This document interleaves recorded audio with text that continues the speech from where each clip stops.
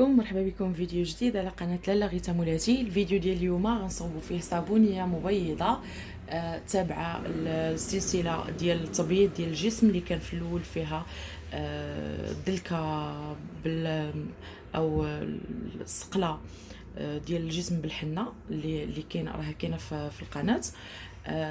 هذه كنديروها موراها كنديروا هذيك الحنه 3 ايام ومن بعد كنتبعوا الصابونيه كيف ما غنقول لكم الطريقه ديال الاستعمال ديالها. اول حاجه غنحتاجوا في الصابونيه ديالنا اللي باش غنصوبوها غناخذوا صابونه، ماشي ضروري هذه، انا بانت لي هذه زوينه فيها لا فيتامين او بلا بودر دو بيرل. قلت نجربها في هاد الصابونيه. اي صابونيه عندكم ممكن تستعملوها، من صابونيه ديال طوس ديال دوف، اي صابونيه مبيضه كاع احسن. المهم اي صابونيه تكون ريحه ديالها زوينه، صابونه تكون ريحه ديالها زوينه ممكن تستعملوها. الحاجه الثانيه اللي غندوبوا فيها الصابون من بعد ما نحكوه هي السيروم ديال الجليكوز، السيروم الحلو. غادي نحك الصابونه ونزيد عليها الجليكوز ونرجع لكم. الصابونه ديالي انا حكيتها، شوفوا كيفاش تحكات، ولات بحال البودر. يعني هذه ساهله دغيا باش تذوب. تحكوها في شي حكاكه اللي العوينات ديالها بحال هكا. بغيت غير نوريكم هاد الحكاكه باش الا كانت عندكم تحكوا فيها، الا ما عندكمش شريو شي حكاكه خليوها للصابون بحال هكا، كتكون العين ديالها كحرشين. ماشي هادي وماشي هذا رقيق، كيكونوا بحال هكا، كيكونوا شويه حرشين، رقيقين وحرشين، كيحكوا مزيان الصابون. انا هذيك الجهه كنحك فيها غير صابون. شوفوا كيفاش عطاتني الصابونه بحال البودر، يعني ساهل باش غادي ندوبها. عافاكم اللي بغى يصوب شي صابونيه، الا دخلتوا شي فيديو لقيتوا شي صابونه كتصوب كتحط على العافيه باش تذوب، دار عليها الماء ورد ولا دار عليها اي حاجه، ولا السيروم ديال الجلوكوز ولا اي حاجه، ودار على فوق النار يبداو يذوبوا، غير حبسي هذاك الفيديو طفيه وحيدي منه، حيت الصابونه ما خاصهاش تعرض للحراره، حيت كتغير التركيبه الكيميائيه ديالها. وما يمكنش لينا حنا نلعبوا في شي تركيبه كيماويه بحال هكا ونديروها على الجلد ديالنا، غنبغيو نصلحوا شي حاجه غنخسروا حوايج اخرين. الصابونه كتصوب او الصابونيه كتصوب على البارد. دابا غنزيد سيروم ديال الجلوكوز، غنغطي به هاد الصابونه وغنخليها حتى تذوب ليا مزيان، ومن بعد غنرجع باش ندير الاضافات ديالي الاخرين. بغيت غير نوريكم دغيا اللي ما كيعرفش يجبد المحلول ديال الجلوكوز من بلاصتو، كديروا سورانغ بحال هكا، مديوش على ضفاري حالتهم برمان، كتدخلوا السورانغ في هاد البلاصه، ما تقطعوش حيت الا دخل ليه البرد ولا شي حاجه مابقاش خدام، خصكم ترميوه. كتدخلوا السورانغ بحال هكا وكتجبدوا المحلول ديالكم. استعملوا سورانغ كبر من هذه اللي عندي باش دغيا تسهل عليكم. غندير الجلوكوز ونرجع.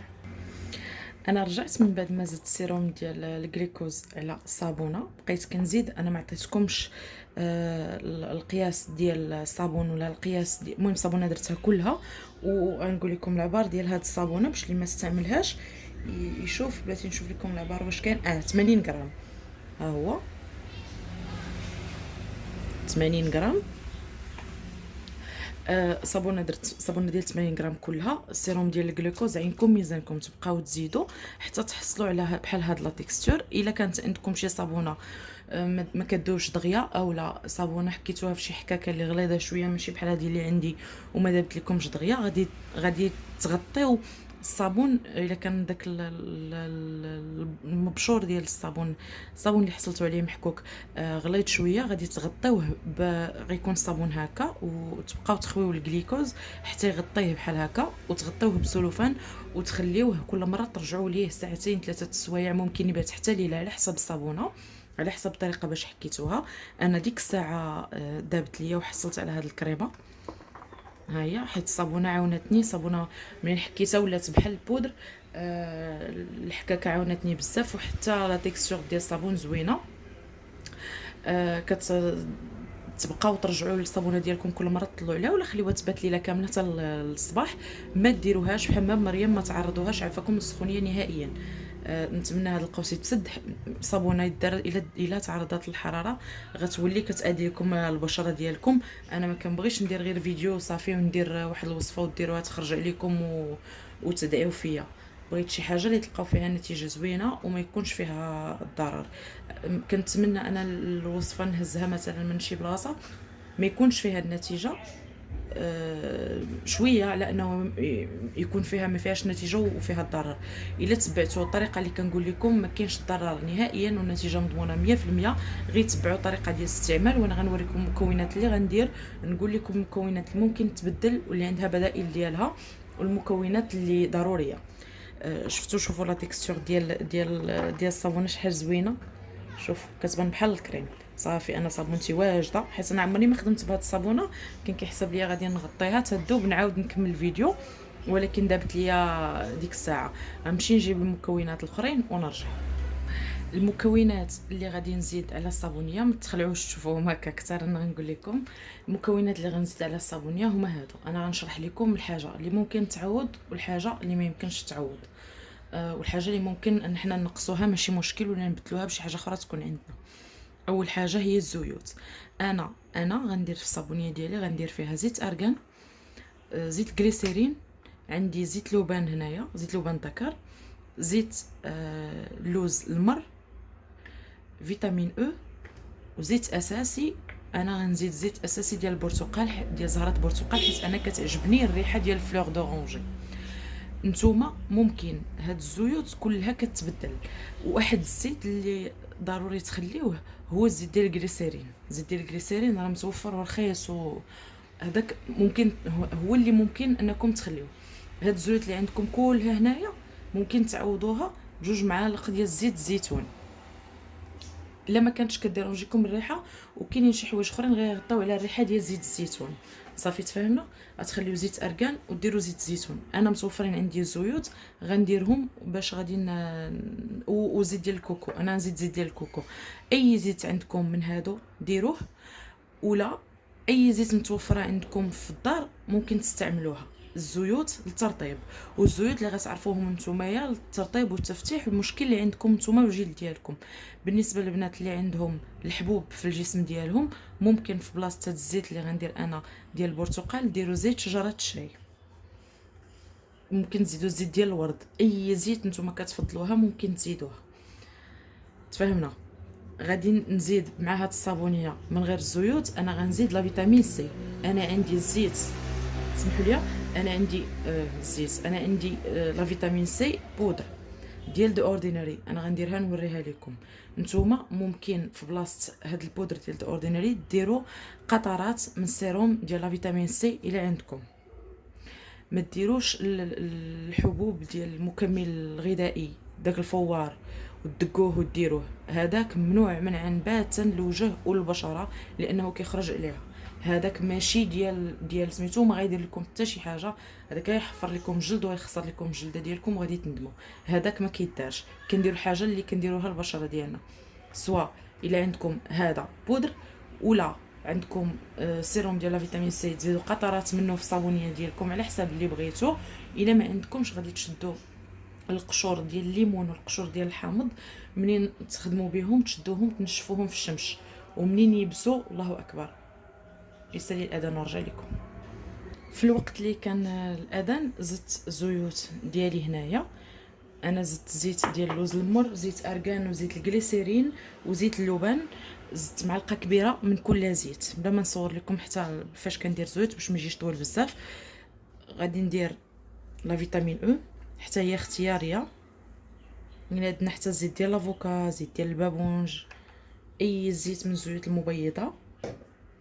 زيت ديال البرتقال غادي نخليه هو الاخر حتى نسالي. كنا كنهضروا على الفيتامين سي. قلت لكم الا ما عندكمش هذا بودر ولا ما عندكمش سيروم ديال الفيتامين سي، ديروا معلقه كبيره ديال القشور ديال الحامض ولا ديال الليمون ديال الحمضيات منشفه ومطحونه، تخليوها تتنشف مزيان في الشمس، ويكون الفران ديالكم سخون، تدخلوها طافي، تدخلوها حتى تيبس مزيان وطحنوها، ماشي تحرق، غير تيبس شويه، وطحنوها وتخبيوها في شي قريعه وتبقاو تستعملوها في الوصفات وحتى في لي كيك وفي الحلاوي. كيكون سمحوا لي كيكون كتعطي مذاق زوين. ديروا معلقه كبيره منها ولا معلقه ونص في الصابونيه ديالكم. الا ما عندكمش استغناو عليها كاع، واخا الا كاع ما عندكمش من يابسه، تشدوا ليمونه اولا حامضه. الا ما عندكمش القشور مطحونه، كتاخذوا ليمونه اولا حامضه، برتقاله ولا حامضه، كتحكوا بحال كما كنديروا في الكيك، كتحكوا القشور ديالها، كتاخذوا القشور ديالها هكاك طريين، كتاخذوا القشور ديالها وكديروا منهم معلقه كبيره، صافي ما بقاش مشكل ديال لا فيتامين سي. حنا بسطناه. هنايا غادي كريم، انا غنزيد 2 معالق ديال كريم الكليسوليد.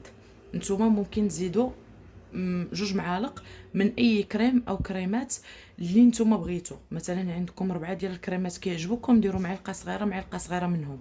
تكون كريم نيفيا، اي كريم كتعرفوه كيرطب مزيان وكيبيض، كيساعد على التبييض، ممكن تزيدوه. انا هنا دابا وصلنا البودرات. انا غادي نستعمل بودره ديال لسان البحر، هذاك العظم ديال السيبيا راه موجود ورخيص بزاف عند العطار. كتاخذوه وكتدكوه في المهراز وكتدوزوه في الماكينه، كطحنوه مزيان حتى كيولي لكم بحال هكا على هذا الشكل بودره، وكتحتفظوا به. هذا غادي نزيد منه معلقه كبيره. الفوائد ديالو ديجا ذكرتها وممكن تقلبوا عليها. غنزيد معلقه كبيره ديال الطين الابيض. الفوائد ديالو راها معروفه. غنزيد معلقه كبيره ديال الطين الوردي. كلشي حتى هو كيعرف الفوائد ديالو الجسم والبشرات، اكثر البشره حساسه. انا غنزيد معلقه كبيره ديال ترمس، وغنزيد معلقه كبيره ديال عرقسوس مطحون. عرقسوس مطحون هو الوحيد اللي غادي تخرجوا اللي تقلبوا عليه، حيت هذا ضروري، هذا مكون ضروري في الصابونيه، لانه كيفتح بزاف، حتى هو كيعطي رغوه وكيفتح بزاف، كيعاوننا بزاف. هذا مكون رئيسي عرقسوس، ما غاديش تستغناو عليه. معلقه كبيره ديال حليب نيدو. في بلاصه الطين الابيض ممكن تزيدوا معلقه كبيره ديال النشا مايزينا. في بلاصه الترمس اللي ما عندكمش ترمس مطحون، ممكن تزيدوا الفول مطحون، الحمص مطحون، الروز مطحون، اي واحد فيهم ولا كلهم شويه شويه منهم حتى نحصلوا على 2 معلقات كبار كافيين. واخا الا عندكم يا اما الروز مطحون ضروري تكون عندكم وحده من هادو، ولا خذوا الروز ولا اي حاجه من عندكم من الدار وطحنوها وزيدوها في سميتو. صافي المكونات كلهم ذكرتهم لكم، كلهم قلت لكم بدائل ديالهم. دابا غادي نزيد المكونات ديالي. غادي ناخذ الطيل الابيض. اللي عنده اي تساؤل ولا اي حاجه ما فهمهاش يخليها ليا في كومونتير، انا كنشوف كومونتيرات وكنجاوب عليهم. وما تنساوش ديروا لي دابا، حنا باقيين ما كملنا، ديروا لي دابا واحد لايك، واللي ما دايرش ابوني ديرها باش تشجعوني، باش نبقى نعطيكم ان شاء الله كل شيء جديد. ها الطيل الابيض، وحده، 2. هاد الماركه زوينه ديال غاسين فيتا، ماركه رخيصه متوفره في شبه الصيدليه، كاينه حتى في الصيدليات، خذوها من شبه الصيدليه، الثمن ديالها رخيص. انا غنخلي لكم الاسمنه في الجنب ديال بارافارماسي، وكتكون فيها معلقه ديالها. لا ماركيه هذه زوينه بزاف، هاد لاغجيل زوين، ولا ما خديتوش من هاد الماركه كاين عند العطار. هذه ناتوري سوان، هاد لا مارك حتى هي زوينه بزاف، لاغجيل ديالهم زوين. هذا هو الطين الوردي. قلبوا على الفوائد ديال الطين الوردي، زوين بزاف للبشره وكثر البشره الحساسه. انا ناخذ هكا 2 معلقات ديال الطين الوردي، وغناخذ هادشي كله تخوليه ماشي مشكل. غناخذ شويه ديال الترمس مطحون اللي كنقولوا ليه حنايا فول قناوه،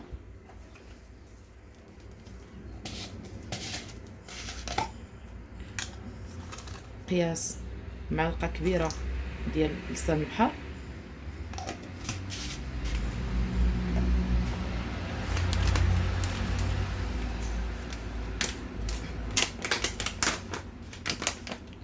وواحد معلقه كبيره ديال عرقسوس مطحون. ممكن تزيدوا شويه. فوائد ديال عرقسوس التبييض ديال البشره زوين بزاف. اي حاجه كنذكرها لكم قلبوا عليها، قلبوا على الفوائد ديالها، قلبوا لاش كتصلح، ولا كتبوا في كومونتير الا عندكم شي تساؤل. ما تجيوش تطبقوا شي حاجه اللي نتوما ما عارفين عليها حتى شي حاجه للبشره ديالكم. الناس اللي ما عندهم حتى شي مشكل في البشره، ما عندهم الحساسيه لا حتى شي حاجه، ماشي مشكل. ولكن الناس اللي عندهم حساسيه في البشره ولا عندهم البشره ديالهم دغيا كتاثر من اي حاجه داروا عليها، بحثوا وقلبوا. الناس اللي عندهم بشره حساسه ولا كتهيج ولا هذا، هاد الصابونيات وهاد الشيء غير بعدوا عليه. غندير لكم بدائل اخرى امنه اكثر. هاد الصابونه امنه بزاف، ما فيهاش نتوما كتشوفوا ما فيها حتى شي حاجه اللي مضره. كيجيو اسئله ديال النساء الحوامل، واش نستعمل هذه واش نستعمل هذه. انا الراي ديالي، حتى انا ملي كنت حامله المراه تاخذ الدواء ديالها، فيتامينات ديالها، ماكله ديالها صحيه، حتى تولدي وديري اختي اللي بغيتي. في الفتره ديال الحمل الحاجه اللي غديريها هي زيوت طبيعيه بحال زيت ارغان، ولا على الاقل زيت زيتون ولا زيت جونسون، دهن به اللحم ديالها وسورتو كرشها باش ما تشققش واش من هذا. صافي بركه. اولا حتى زيت جوز الهند بركه، ما زيدو حتى شي حاجه على هادشي. هادو هما البودرات ديالنا، ها هما كيف كتشوفوا. غادي نخلط هاد البودرات شويه ونزيدو لا فيتامين سي والمكونات اللي بقى. المكونات خلطتهم كاملين، ها هو مع الصابون. كاع الاضافات اللي ضفتها قدامكم خلطتها مع الصابون. دابا غادي نزيد 2 معالق ديال الكريم الجليسوليد. انا قلت لكم الا ما كاينش الجليسوليد شنو ديروا. 2 معالق ديال الكريم الجليسوليد، و البودر ديال لا فيتامين سي. انا قلت لكم هنايا عندي البودر ديال ذا اوردينري. نمسح هاد المعلقه، كيبان لي فيها شويه ديال الكحوليه ونرجع. سمحوا لي. هاد لا بودر اللي عندي انايا عنده المعلقه ديالو. انا غنستعمل هاد القياس حيت هاد البودره اللي عندي انا مركزه.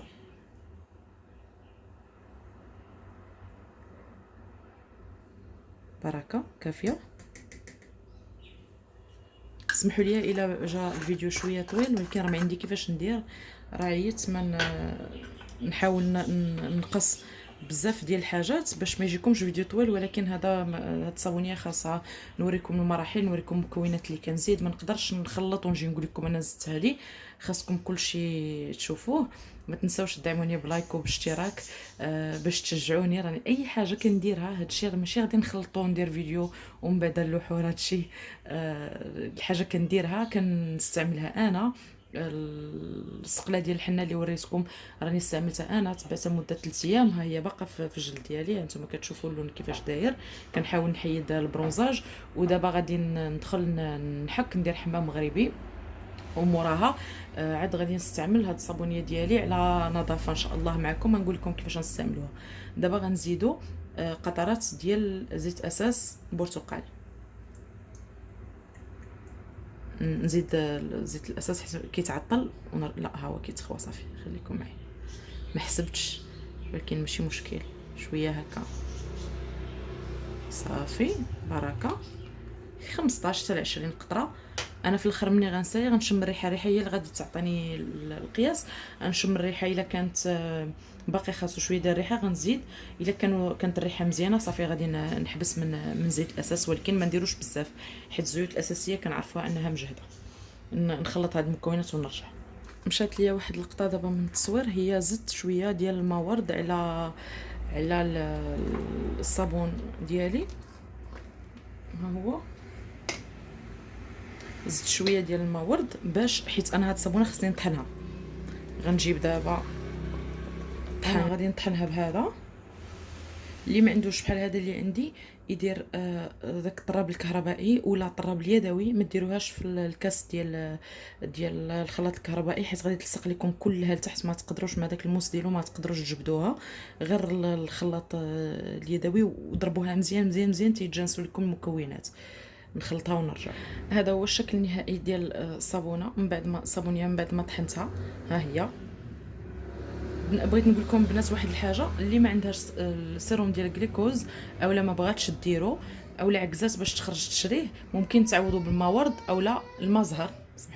سمحوا لي كانت بنتي كتبكي. كيف قلت لكم الا بغيتوا تعوضوا السيروم ديال الجليكوز بالماء ورد اولا بماء زهر اولا بجوج شويه ديال الماء ورد شويه ديال الماء زهر، ما كاين حتى شي مشكل. غير هو السيروم ديال الجليكوز راه حتى هو الفوائد ديالو بزاف على البشره، كيبيض يفتح لنا اللون ديال البشره وكيزيد لنا البقع.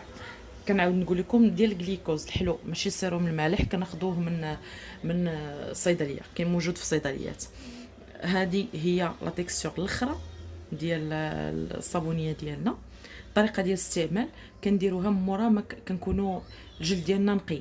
بالنسبه للبنات اللي تبعوا هذيك السقله اللي قلت لكم، الحنه ديال 3 ايام، كديروا حنه فوق حنه، النهار الاخر كديروا صابون بلدي وكتحكوا وكدوشوا عادي. هاد الصابونيه عندها بزاف ديال الاستعمالات، ممكن تستعملوها في بلاصه جيل دوش والصابون، ديروها على لحمكم تحكوها هكا بداك الكيس ديال الصابون وتشلوها وتخرجوا. هذا استعمال. ممكن تطبقوها اللي باغي التبييض وتوحيد اللون، ممكن تطبقوها على الجسم ديالكم وتخليوها اقل حاجه ساعتين وتغسلوها، ولكن ما تعرضوش للشمس حيت فيها الزيوت، سورتو زيت ديال الارغان وزيت ديال لوز المر ما خاصوش يشوف الشمس. كلشي كيعرف هاد القضيه. اللي جالسين في الدار وما كيمشيوش يخدموا وما عندهم حتى شي حاجه، يديروا هاد الصابونيه على الجسم ديالهم كامل. انا غنوريكم كيفاش كتغبر في الجلد. ديروها على الجسم ديالكم كله وتخليوها. وممكن ديروا ليها بحال دلكه، ممكن ديروها اليوم تعاودوا كوش وحده اخرى الغد ليه وتخليوها تنشف، تلبسوا حوايجكم وتعاودوا كوش وحده اخرى عاوتاني نهار الثالث، ومن بعد عاد تغسلوها الا بغيتوا تحصلوا على نتيجه اللي هي زوينه. صافي واضح. هاد الصابونيه كدار من العنق لتحت، الوجه ممنوع. غندير لكم صابونيه خفيفه اللي تقدروا تستعملوها على وجهكم، ونعطيكم المده اللي تقدروا تستعملوها، ولكن ماشي بزاف، غادي تكون مرات جوج مرات في الاسبوع، والوقت ما كيفوتش 10 ديال الدقائق. الا كان عندكم اي تساؤل، شي حاجه استعصات عليكم، شي حاجه ما عرفتوهاش، بغيتو بديل ديال شي حاجه، خليوه ليا في لي كومونتير. وما تنساوش الجيم وصابوني، انا مازال كنفكركم بها حيت كنلقى شويه ديال لي فيو شويه محركين، باقيين حنا يلاه بادين، ولكن لي جيم كيكونوا قلال بزاف. ما تنساوش ليا فاكم جيم، واللي ما ابونيش يدير ابوني. دابا غنوريكم. وبعدا قبل واحد الحاجه، منين تبغيو تاخذوا هاد الصابونيه غديروها في شي قرعه، من الاحسن تكون قرعه ديال الزاج، وتحتفظوا بها في الثلاجه. برا الثلاجه غادي تعفن وغادي تخسر ودير ريحه خايبه وما تبقاش صالحه للاستعمال. المده ديالها ما تبقاش عندكم اكثر من شهر. من الاحسن شهر بركه استعملوها، هي ما كافياش شهر الا استعملتوها بزاف. البنات اللي ما باغينش يستعملوها بزاف اولا كيخدموا اولا ما عندهمش الوقت، يديروا نص ديال الكميات اللي انا درت. الزيوت عينكم ميزانكم على حسب النشوفيه ديال الجلد ديالكم. البنات اللي عندهم البشره دهنيه وما كيبغيوش هذاك الجلد ديالهم يزيد يدهن، تكتفيو فقط بزيت ديال الجليسيرين اولا شويه ديال الزيت ديال الارغان ولا اي زيت اللي بغيتو، مهم تقلصوا الكميه. قلنا غادي نحتفظوا بها في الثلاجه. منين نبغيو ناخذوا منها نخرجوها قبل ما نبغيو نستعملوها، وناخذوا بالمعلقه، ما نقيسوهاش، ما نخشوش فيها يدينا، حيت يدينا الا درناهم غادي يعاونوا في انها الصابونيه تخسر لينا. انا غناخذ واحد شويه من هنايا من الفوق وغادي نديرها لكم على اليد ديالي. ها نتوما شوفوا غير شويه، راه شوفوا ها نتوما مشات، شفتوا يعني. واخا شوفوا واحد اللمعان شحال زوين، شحال زوين. شوفوا بحال دايره الهايلايتر، شوف شحال زوين كيحمق.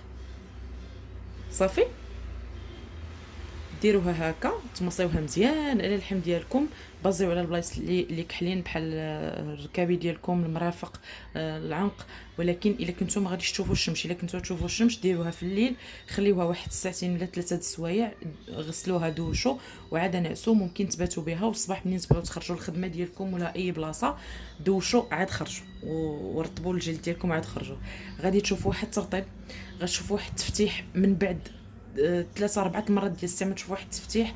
هاد الصابونيه واعره زوينه بزاف. البنات اللي جربوا هاد الصابونيه ومنين تعطيهم ان شاء الله نتيجه زوينه، ومنين تعجبهم لا تيكستور ديالها، ما تبخلوش على خواتاتكم الاخرين تخليو كومونتير باش كلشي يستافد، حيت الناس الا قرات لي كومونتير كتزعم. انا كنشوف شي وصفه كنزل اوتوماتيكمون لي كومونتير، لقيت لي كومونتير زوينين حتى انا غادي نزعم باش نجربها. وسمحوا لي الا طولت عليكم، ما كنتش نقدر ندير فيديو في هذه الصابونيه قصر من هكا ونعطيكم معلومات ما كاملاش. شكرا بزاف، نتلاقاو فيديو جديد.